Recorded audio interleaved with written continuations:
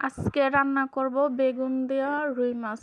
বেগুনগুলো ভাইজা নিছি, মাছটা আগে ভালো করে ধোলাই করে ভাইজা রাখছি, তারপর বেগুন বাচ্ছি, তেল দিয়েছি, পেঁয়াজ দিলাম, লবণ দিয়েছি, আদা রসুন দিয়া একটু ভাজা ভাজা করে এখন একটু হলুদ দিয়ে দিব। হলুদটা দেওয়ার পরে একটু পানি দেব। পানিটা দেওয়া হলে মরিচের পাখি, ধনিয়ার পাখি এগুলো দিয়ে মশলাটা একটু কষিয়ে নিব।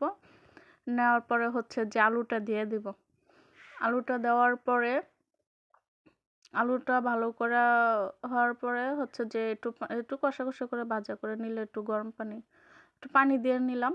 পানি দেওয়ার পরে একটু সিদ্ধ হবে, বলক আসলেই 2 মিনিট পরে আবার হচ্ছে যে একটু পেঁয়াজ, কাঁচামরিচ, টমেটো এগুলো দিয়ে নিচ্ছে, দিয়ে ভালো করে কষাইয়া আপনার একটু ঝোল দিয়ে দিব, অল্প একটু নি ঝোলটা দিয়ে বলক আসলে বেগুন দিয়ে দিব।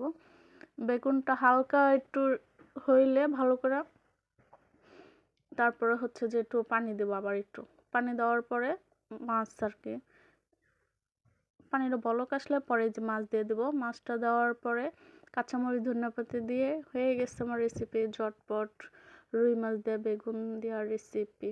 কেমন হয়েছে একবার হলেও ট্রাই করবেন, জানাবেন। ভালো থাকবেন সবাই।